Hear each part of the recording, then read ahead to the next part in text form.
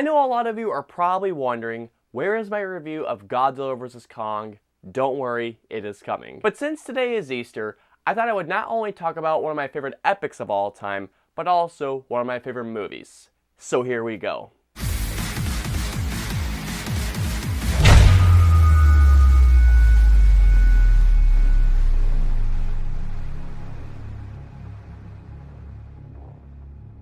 So Ben-Hur, not that movie.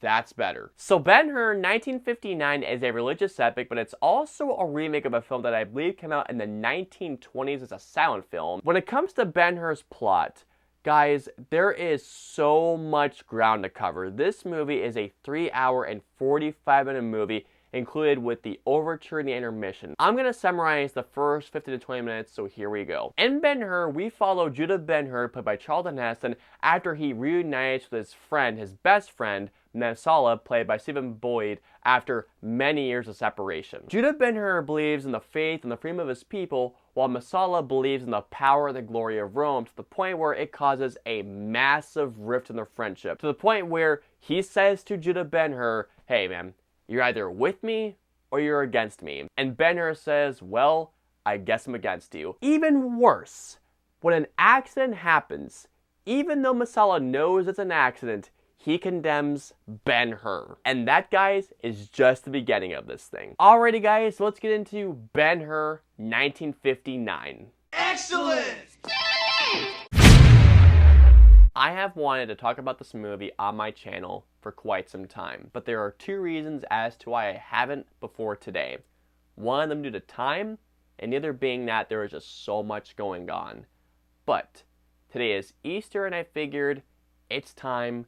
Let's do it. The first time I had heard about Ben-Hur was in the late 2000s, and I was really getting into the Oscars when I was actually into the Oscars. And I was doing a lot of research on what films had won multiple Oscars. Now please correct me below in the comments if I'm wrong on this one, but I had found out that before Return of the King and before Titanic, for decades, that Ben-Hur 1959 at the time had held the record for the most Oscars won, and had been nominated for 12 and it won 11. The one Oscar that it lost was Best Adapted Screenplay. And once I saw that it won that many Oscars, I figured, holy crap, I gotta see this movie. But of course, if you guys know me personally, I'm the type of guy that will say, I'm gonna see this, and I'll keep pushing a movie off until I actually see it.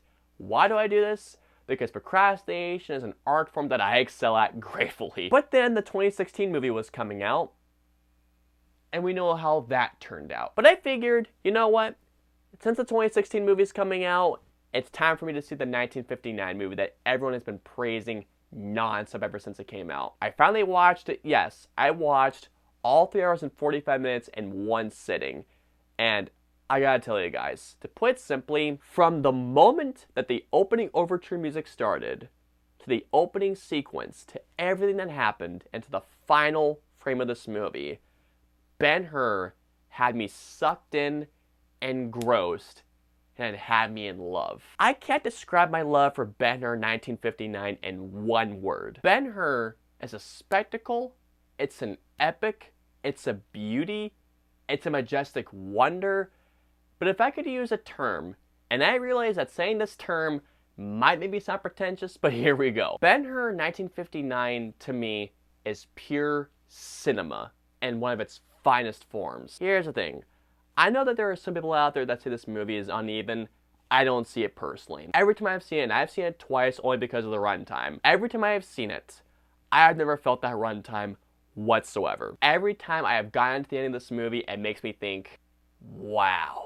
Everybody in this movie does such an amazing job. Charlton Heston as Judah Ben-Hur, I mean, he won the Oscar for this movie for a reason, and seriously, there is a reason, because my God. Now, I have not seen every Charlton Heston movie. I still need to see the original Planet of the Apes. Don't kill me, please. What a performance he pulls off. He plays a character that, after that first 15 to 20 minutes, is fueled with vengeance and revenge. When you see this journey that his character goes through, you just think, how are you still alive? Oh my God! And quite literally, by the end, it's a miracle that he survives any of this stuff. Charlton Heston gives such gravity in the physicality of his performance, and you just think, my god, yeah, there is a reason why he won the Oscar. For darn good reason, too. Also, Jack Hawkins as Quintus Arias, I believe that's how you pronounce his last name, the character that Ben-Hur saves after the boat sequence. Jack Hawkins doesn't have the most screen time. I believe he has about 30, maybe 40 minutes max of screen time in this movie. Even with that screen time, his presence is very impactful. I don't want to give this away, but there is a sequence where Quintus Arias gives Ben-Hur a very great gift, and Ben-Hur accepts it. But later on in the film, he has to do something with that gift. And I gotta tell you guys, by the end of this particular sequence, later on, I was kind of crushed, I'm not gonna lie. Also, Hugh Griffith as Sheik Idurium. I noticed butchered that name, I am so sorry. But he plays the character that recruits Ben-Hur onto his team for the chariot race. I loved his character. But also, Stephen Boyd as Masala. My god, he is downright excellent. Stephen Boyd does not have a lot of screen time. He doesn't really have that much in this movie, to be honest. But when he is on screen, my god. One sequence in particular that I absolutely love from Stephen Boyd. It's the sequence to where he gives the ultimatum to Judah Ben-Hur's character, saying, you're either with me or you're against me. And when Ben-Hur gives him his answer, the look in Stephen Boyd's eyes is absolutely incredible. It's a look of pain, betrayal, all that. He's just like, you know what? I love you, but I have to do what I have to do. One particular thing that I absolutely love about Ben-Hur is the story. I'm not going to go through everything about this movie because if I were to do that, we'd be here for hours on end. The story of Ben-Hur is a story of revenge, of betrayal. It's an odyssey, and it's a story of epic proportions. From the moment that this movie starts to the action that occurs, seeing Ben-Hur going on his journey from the boat sequence, the chariot, from how he is pretty much near death at certain parts, and the miracle that he even made out in the first place, it is a story that both times I have seen it, I have been sucked in and engrossed every time. And the only reason why I'm not saying any more of that is because, like I mentioned before, this is a long movie.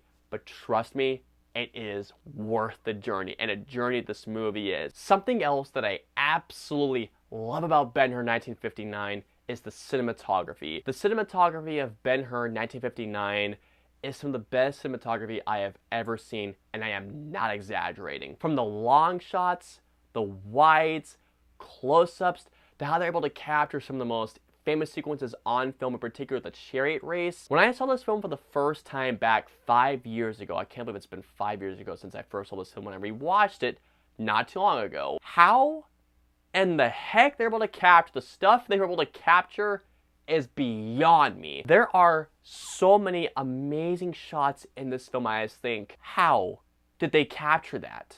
I mean, it's absolutely incredible. From the color palette, from how every shot is composed, this movie is a glorious spectacle to behold. If I didn't mention this one particular thing that I absolutely love, I feel like I'd be committing a crime not talking about this. The musical score in this movie.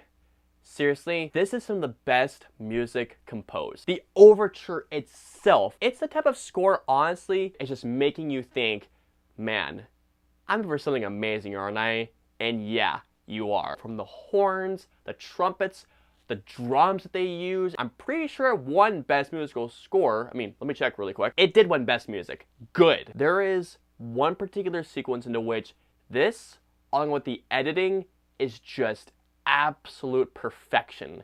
The boat sequence. There's a sequence where Quintus Arias comes in and he is essentially testing Ben-Hur. How the music and the editing go hand in hand. I can't tell you in words how great the sequence is, so I was going to show you a little bit of it, so watch this little bit of the sequence. I'm telling you, absolutely incredible.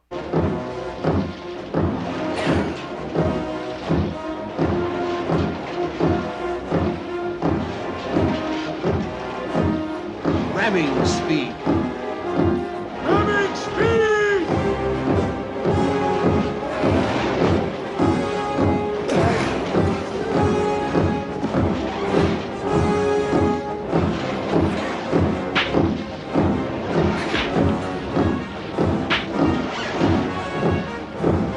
It's amazing, right? I have only seen this movie twice. The second time I watched it, this particular part stuck out so much, and I just couldn't help but think, my God, this is perfect! And the entire time you're just thinking, come on, Ben-Hur, just hold on, hold on! Ben-Hur, first and foremost, is a drama. And it's an incredible one at that. It's one of the best dramas that I have ever seen. But at the same time, Ben-Hur has two action sequences that are some of the best that I have ever seen. The boat sequence, like I mentioned earlier, and the chariot race. The chariot race in this movie. I know that we did our top 5 best action sequences, but if I could redo that list, I'd easily, without a doubt, put that chariot race in my top 5, maybe even my top 3. The first time I saw this sequence, it blew my mind. What they were able to capture back in the 1950s blows my mind. And here's something amazing.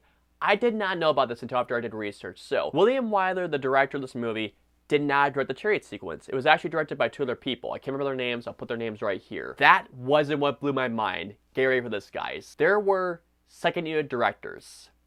And guess who was a second unit director for this sequence? Sergio Leone. The Sergio Leone who did Good and the Bad and the Ugly. Oh my God! When I found that out, this was me. Seeing those beautiful wides of all those horses going back and forth, I swear to God, this particular part right here that I just showed you guys, I thought that guy died, but turns out he didn't. It was a dummy, and my God, good job on editing that dummy in there because that was some incredible stunts. The part where Masala is taken off his horse. When it comes to the editing of Ben-Hur, Ben-Hur is a 3-hour and 45-minute movie, and like I mentioned, I get it if it seems daunting, but I trust me when I say this, Ben-Hur is one of the most streamlined, over 3.5-hour movies that you'll ever see. I mean, sure, the overture and the intermission add a couple of minutes.